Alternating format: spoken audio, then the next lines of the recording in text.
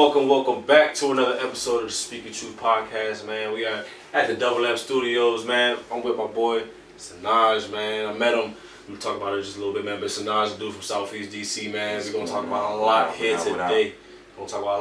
Man. So, like, met Sanoj at the Maryland Artist Spring Fest, y'all, by the way. Shout out to Tay and Chaos for putting together a phenomenal event. I can give y'all so much props on that event, man, because we were talking about a little bit on camera just now about allowing the space for DMV artists to really, express their creativity in a comfortable space, you know what I'm saying, for you know what I'm saying? He felt it, man. He opened it up. So like that's what I'm about to start getting into it a little bit, right? He opened up the performance, man. He opened up with a great sound, brother. And I remember it because it's just like, even though I would spend a lot of time working at the event, I got my chance to go and pop in. I was like, oh, okay, hold on. A brother up there singing too, you know what I'm saying? And that's why I love and respect too, like, a brother comfortable singing in front of people like that. So a lot to unpack, man. So Sanoj, man, let's start off, man. Letting people know where you from, where you come from, and everything like that. I reside in Southeast DC, born uptown, Northwest, raised in PG for a little bit, but for the most part, I'm a Southeast baby, for real. Mm-hmm. So that's where I'm at with it. For sure, and being a Southeast kid, for a lot of y'all that are not too familiar with everything in the DMV, Southeast, is definitely it's known prominently for, a lot of it's, let's just call it what it is, the trenches, all the shit's going on, shit out there, man, it's crazy, right? So for you, right, coming up in environments like that, man, I feel like what I talked to you about before, and especially at the artist event, about like, being a man coming from out in that space, in those environments, being comfortable enough to sing, so and really be comfortable with the R&B. So talk about coming up with that, you know what I'm saying, knowing that you really trench baby, a lot of shit, like, it's a lot of shoot 'em ups, it's a lot of Robins, it's a whole bunch of shit going on, but you the one that's singing. So talk about it, you know what I'm saying, and how people even embrace you with that too. Like it's been up and down. I say roller coaster when it comes to everything. When it comes to that, especially with like how you said with me being brought up, born like raised in Southeast for real, because I done seen so many different, a lot of stuff for real. Like how you said when it comes to shooting, when it comes to just violence for real. So it's a breath of fresh air, not only to be able to sing, but also to bring that light to Southeast for real, because it's something different that a lot of people aren't used to, that I'm able to provide and that I'm able to give to the people for real. And the energy is always reciprocated for real, whether or not it be just me singing, whether or not it be me rapping for real. It's always love. For sure. And that's the thing, like, with coming from a place like Southeast, right, you know what I'm saying, I feel like the ones that kind of make it, like, I know similar to kind of Baltimore, because I worked in like around Baltimore a little bit not too long ago, but I noticed from people that come up from those environments, especially when they notice that someone, like, let's say if it's you, for example, that they understand they have a certain talent, they have a certain thing, they let you flourish and be that person that they see you can be. So did you have, what was it like, you know what I'm saying, did you have people like you said, people in your back growing up, or like just people like supporting you that were just like, hey, like, this is Sanoj, let him do him, let him be him. It was kind of a mixed bag for real. Like in middle school, honestly, I wasn't as vocal as I am now. I say when I got into high school was one of the biggest things, because that's where I was brought up in regards to me being around in PG County, because I went to Glen Park High School. Shout out Glen Park High School. Glen Park, man. That's way out there. That's way out, like, so I was out there for the 4 years that I was in high school for real. So that's when I was able to actually like express myself fully when it came to the music. I was in choir for about 2 years. Even when it came to like with me being in class for real, because I wasn't the A+ student for real. I was a clown for real. But when I was there, my whole focus was music. That was like one of my passions that I was actually serious about, that I actually took serious outside of everything else, and then it's just blossomed from there for real. Word, that breath of fresh air though. I felt that when you just said it too, though. It's kind of coming back to me, like breath of fresh air. Like, you spending time in the studio, like how was it like, or when did you kind of pick up, like, that be able to pick up that breath of fresh air at the time? Damn, in high school, I say it started like my first actual recording session or first like song that I recorded in the studio, I say was about like 10th grade year, actually, with one of my close friends. His name is he goes by the name of Rich. Okay. Me and him did a song that I think that it never dropped for real, but when we did it with like one of those old school like 1970, 1960 mics to record. Word. Like, and it was at one of his homeboys' cribs at the time, but we enjoyed the actual moment to be able to create that actual music and be able to do multiple things with that at that time. As time progressed, I say a little bit after high school was when I started was able to actually record more and be able to do so much more when it came to the recording process of the music. Right, and I was just getting ready to ask you. So when did you kind of feel like you could take that next step into, this is something you doing as a hobby a little bit, but now it's like you see a career. Yeah, I would say probably, like I said, after high school, bro. Like that's when I finally like took it serious, and actually over like the past 6, maybe 7 years, when I was just like, oh, okay, this shit is set in stone. Like. It's definitely here now, for real. Like with me running into all walks of life with people when it came to the music too, and them just hearing my voice and hearing everything that I had to offer when it came to it. Also, shout out to my homeboy Louis Bass, because he's a big influence on why I was able to create and mold my sound as well. I was gonna bring him up because he's in a lot of your discography, a lot of your catalog, on Apple Music, especially. Y'all have a lot of production together. So I was gonna talk about that relationship. Yeah, bro. That is like one of the big vital reasons on why I am who I am today, as far as like my name, as far as my music, my creative process. My growth just overall in regards to the music. Like he's introduced me to a lot of people. We've done, like you said, we've done countless tracks together. We still got tracks that are endless that have yet to be dropped together. So that's like one of the biggest influences when it comes to me today, for real. Like, and I tell them that all the time. Like that's family for real. Word. Shout out Louis Bags, man. And that's one thing I love about, just having someone like that in your corner, right? Like that understands you and like that, because it's gonna push you right as well too. Like you need people like that, and like shout out to a guy like Louis, man. Like for me, right? I know I've had it with basketball a lot. With we was talking about off camera. My guys that was hooping, man. My roommates and everything. Like we all just had it. Like we was all finding different ways to push each other. Like iron sharpen iron too. At the end of the day, you know what I'm saying? So I can definitely pick up on what you're saying right there with a guy like Louis Bags, man. Because I'm just to bring a point to the audience. Like what I'm saying. Like sometimes it was a question. I'm kind of going. This is also a question at the same time. Like sometimes like you're gonna have to kind of limit some people to because they like not too many people can understand what it is or the vision or what it might be. So especially like Southeast, right? DMV in general. I'm gonna say DMV in general. It's a lot. The culture sometimes is caught up in people. Let's say pocket watching, or let's say everybody has to make a joke or a bid or something gotta be a joke. You know what I'm saying? Or you ain't this, you ain't that. Like so like.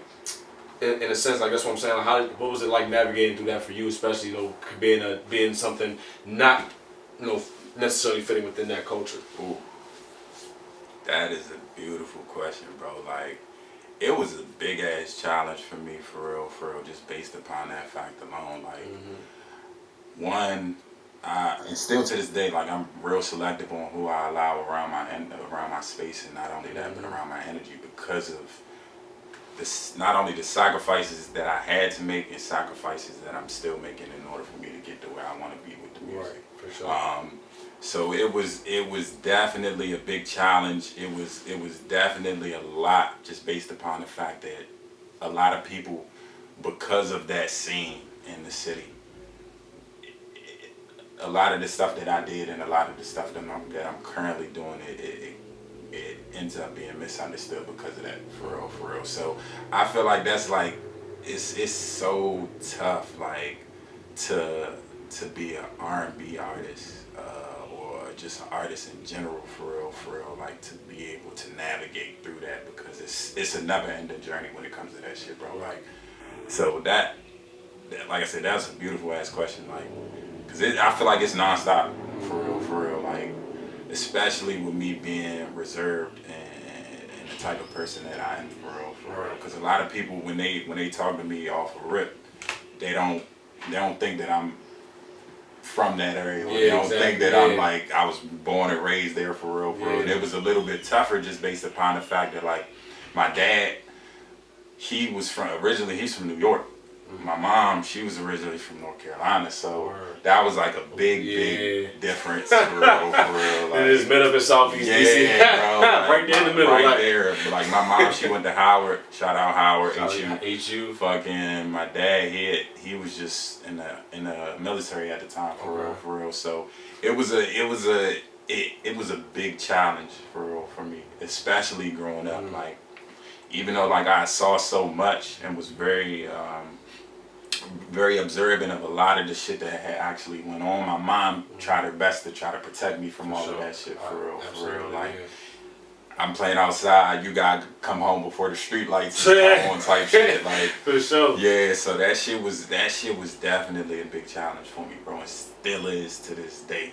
Like, we're back, man. Y'all see, we get into some heavy conversation right here. You know, from my boy Sanoj right now, man. It's gonna shift a little bit now into talk about more of his, his songs, his tracks. One of the songs. It's fun. Let me tell you about this, right? He didn't mean to send me the songs that he sent me in the messages. Right, he must have been to send that to my man Cam Kid or something, bro. I don't know, cause he sent like all different, like, yeah, this is the first song I performed, bro. I'm like, damn. Then he said, oh damn, my bad, never mind. I'm like, damn. So I mean, shit, I wanted the songs, but I guess my way of getting it. You know what I'm saying? I'm like, shit. So I was like, all right, man, at least I got the songs now, right? You know what I'm saying? So at least I got the songs now. So, so I was going through, like I said, that's how I was able to figure out about Louis Banks. Shout out Louis Banks and Kim. So I really paid attention to the one song Dreams, because I recognized that one beat, because I texted you too about it. And I was like, okay, yeah, nah, this is like, that's one thing I like about music too. Everybody's able to follow. Like I say, it's a beat. Y'all can play it on and play with it like in different types of ways and everything like that. So I know, well, and I haven't really spoken with R&B artists. This is like, for me, it's also a learning opportunity. So like, what is your like, beat selection process like and all that for like when you want to make an R&B track? We know you rap and everything. We'll get into that something. But like, to focus on R&B, like what's it like beat selecting for R&B right now? Ooh, it depends really. If honestly, when it comes to R&B and just beats in general, the first 10 to 15 seconds, 30 seconds at most, I'm able to tell whether or not I'm gonna like this beat. That's first and foremost. Like, typically, depending on how the feel is, I might go with like some guitar, might go with some piano shit, like some shit that's authentic. And not only that, I'm thinking in my mind, okay, this shit will not only sound good as far as non-live, but it also sound good live as well too, for real. These are actually instruments to be played. So that's one of the biggest things that I really take into account when it comes to that shit, especially now. That's like one of the biggest things for real for me. If it's not on that end, it would be like just some shit that I'm able to like get with for real, bro. Cause I'm very selective about my beats. Like I'm real selective about the shit that I single on, the shit that I rap on. Like, for sure. Cause it, like I said, I gotta feel it. It's just that feeling for real. Yeah, I can tell, man. Cause especially some of them, like you don't. And listening to your R&B songs, like it kind of reminds me a little bit of like some original R&B. Yeah. But it's mixed in with today's sound and stuff like that. So is that something that also you kind of pay attention to? Because like I feel like, at least to me, traditional R&B is like dying or like dead. You know what I'm saying? The niggas ain't doing this right no more. You know what I'm saying? Niggas ain't comfortable, so everybody wants to do all this. You know what I'm saying? So talk about like, I know like also being original too. You know what I'm saying? Like to yourself, but also like I know you're a lot older than me. You know what I'm saying? I also gonna put that out there. I'm young as fuck. You put it out there as well. Sometimes I surprise myself how I be in spaces with guys like this, bro. Seriously though. But yeah. So talk about like trying to keep it all original, in a sense of like, cause like you want to be like up to date and everything, but Same time, like you said, it talks. The heart talks to you. The beat's gonna talk to you in a certain way. So talk about that. I feel like when it comes to like just R&B and just everything in general, I don't necessarily feel like it's dead. I just feel like it's transformed. Okay. Just based upon the fact, like, even when you look at shit like that was like back in the day, way before. Cause I feel like Drake has made like a major influence on a lot of this shit for real. Like when you sit back and look back on shit, it was like taboo to have a rapper or a trap rapper to actually like sing on any of their shit for real. Yeah. And even when it comes to like everything in R&B, like how you said, a lot of this shit was a lot more slow paced. But now I feel like the main focus or the main priority is less on that the vocals when it comes to a lot of shit, and much more on the harmony when it comes to a lot of this shit for real. So. And can you explain the difference between vocals and harmony for so like myself? So like when it comes to like the vocals, we talking about like, of course, the Ushers, the motherfucking who else? The Stevie Wonders, the who else? Like the people who actually like Jamie blow that shit. You think Jamie Foxx fit in there? Jamie Foxx definitely fits in that shit for real, bro. Okay. Now that you brought that out. Shout out Jamie Foxx, man. I hope for Jamie, man. When it comes to Jamie. And as far as like with harmonies, I would probably say like Drake for real. Drake. Yeah. Lil Baby. Okay. Future. So would you say that's more focused on like the engineer doing that, or? I mean, I'm not trying to discredit anybody's artists or anything like that, but like, I feel like, especially now, like nowadays, I think T-Pain, right? We talk about artists and stuff. T-Pain is he really shifted the auto tune, and like even like rappers, trap rappers has gone to using auto tune in their stuff. So, like, is that like the harmonizing that? Is that production and engineer work, or would you say that's the artist like kind of playing with their voice still? I feel like it's both. Okay. For real, because just like how you said, with me saying what I said in the beginning, as far as like the R&B transforming and the art itself transforming when it comes to music, like just like how you said, T-Pain was frowned upon, and he was like one of the only people that was actually doing auto-tune heavy for real, and then just now everybody is able to appreciate it more.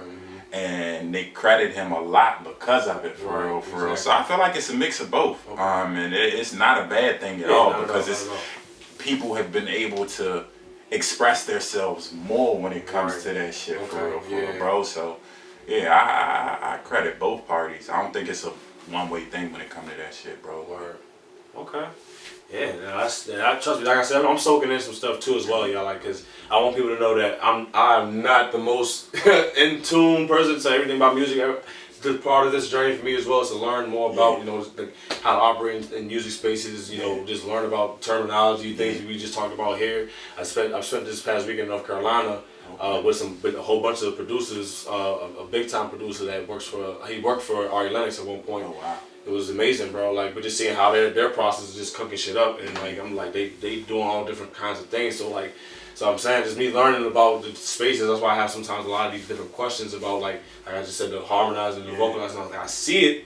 We can as a fan, I can tell when somebody's an actual singer, and I can tell when somebody's just putting auto-tune on their shit. So it's like I don't know. Like that's why I will be curious about asking things like that sometimes. So. Yeah, no, that was just real, man. So what's coming up next for you, man? Like, what you got coming up, man? Because matter of fact, before you even get to that, because I met him at a show. Yeah. How many shows have you done? And what is your experience like with shows? Because I know because we were just talking about like with singing right now. I feel like with singing, especially like you're singing, like people feel that like in a crowd. So like. And especially like, what's it like? Have you been in crowds where, like, talk about the different crowds you've seen? Like, I'm trying to act too many things at once, but like, talk about just your experiences going to shows as a singer as well too. I've done a lot of performances, especially this year, bro. Like, I say like well over 20, 30 for real. So, especially in comparison to last year and the years before, I just been way more out in the open when it comes to that shit now. Me personally, it's it's a mixed bag because I like one. I enjoy the big crowds, but I love the small, intimate crowds even more because of the R&B. Because you feel that everybody's feeling it. Yeah, it's more it's of a personal. for sure, for sure.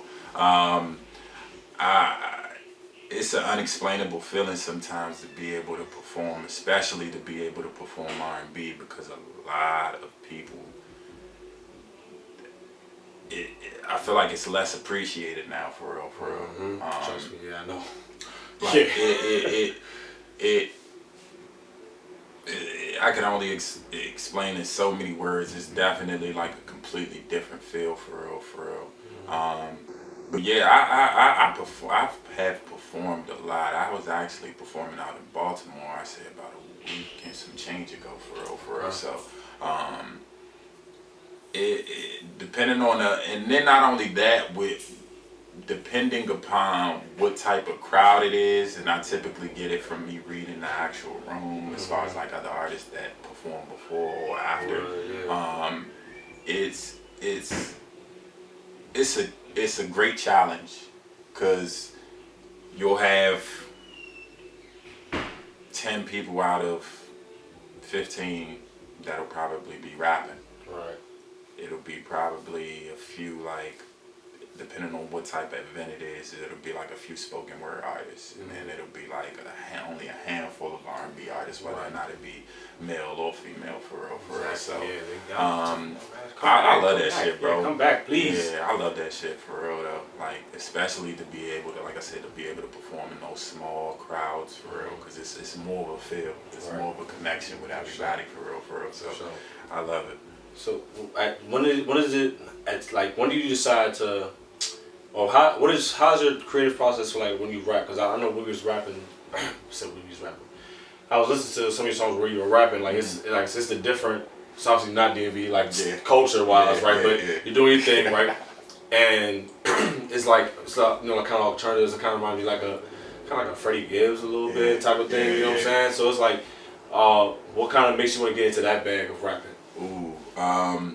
One, because I'm able to do R&B with such ease. When it comes to that shit, it's a little bit more of or less of an effort when it comes to the creative process of the R&B, and the rapping is way more of a challenge for me, for real, for real. So I enjoyed that, but based upon the fact that one, I'm able to express myself more. And what I mean by that is I'm able to actually talk my shit more. Whether or not it be like some conscious shit, whether or not it just be just me having fun shit, but I'm able to actually, I feel like, get my point across more. On time, y'all, the last little switch up. We on a good question right here, right now, y'all. I was asking, what do you think the significance of versatility is? Like, what do you think? Why do you think being versatile is important? If it can be for you or for anybody else. Versatility, I feel like, is important because when you are versatile, you can't be put in a box. And I feel like that's what a lot of people will try to do, especially like with us all being from the DMV. Like, a lot of people try to put us in a box, for real. Versatility is like key and vital to a lot of the music making and a lot of like the music creation part. Because it, like, once again, just like I said, it constantly brings like a new challenge and an exciting challenge for growth, for real. So that's like one of the biggest things that I enjoy the most about being versatile. For sure. Yeah. For sure. Being versatile for me was shit. I don't even know if I was playing ball and I'm doing this. I'm still able to kind of do both in a way, but also now I'm facilitating basketball in a different way, which I guess is being versatile. So I get exactly what you're saying. Like, I don't want to, even for me personally, like, I don't want to just be kind of podcasting in a way. Like, I want to embrace the media. So it's like, so I'm not put in the box like you said. Like, I tell myself sometimes, like, shit, I want to end up being like Shaq with this shit. You know what I'm saying? Shaq got so many different hands and different parts and shit. I'm like, shit, I'm trying to get like that. You know what I'm saying? Bro, I definitely agree with you and could attest to that, for real. Because I mean, when you sit back and think about this shit too, outside, just like how you said with you playing ball, with this podcast and shit, like, it's a lot more behind the scenes, just like how you were saying before, when it comes to the production aspect of shit that can open up so many other lanes when it comes to the stuff that you're doing now. Right, exactly. As far as like creative directing and so on and so forth. Get with me, y'all. Yeah. I got some dope concepts for videos. Y'all better stop playing with me. Yeah, bro. So it's just like when you learn that process, you learn that it opens up so many other doors for opportunity and growth for real when it comes to this shit, bro. Like, cause everything, no matter what you do, no matter whether or not it be music, whether or not it be just you being you. Everything is an art in itself, for real. Yeah. Like sports, paintings, everything is an art, and everybody has their own niche when it comes to that shit, bro. Like, that's real. For sure. That's real. Appreciate that, man. Like I said, so what you got coming up for the people, man? What you got? What we waiting on? Man, I plan on flooding this year. Y'all might as well just call me Noah. Because it's going to be a constant flood when it comes to this shit, bro. I got some shit that's actually dropping May 30th, either 30th or 31st. It's a feature with my boy Who's Los. Big shout outs to him. It's some other shit that I plan on dropping next month. It's a few, probably like 1 or 2 singles. It's a cover tape that I plan on dropping sometime in like July. So be on the lookout for that. And it's also like a feature tape that I actually plan on dropping in July too. And a few other stuff that'll be closer to like when it gets cold, like August, September, October. So I can't give y'all too much. Shit, hey, but y'all hate him though. Y'all, he said he was coming. You heard that lineup, man. Hey, look, my man said, here we coming here. Look, everywhere. Look, and the lights going on. Look, that's a sign right there. You feel me? Look, it's a sign, man. That was a great episode right here, my boy Sanoj, man. Thank you for coming out to Rockville at WLM Studios. Shout out to the team for providing the space always, and of course, thank y'all so much. Shout out to Boss B, shout out to Dev, Stroh, Kel, Zach. Anybody else I'm missing? What is he over here doing his thing, cooking up, man? It's a lot of action going on here right now.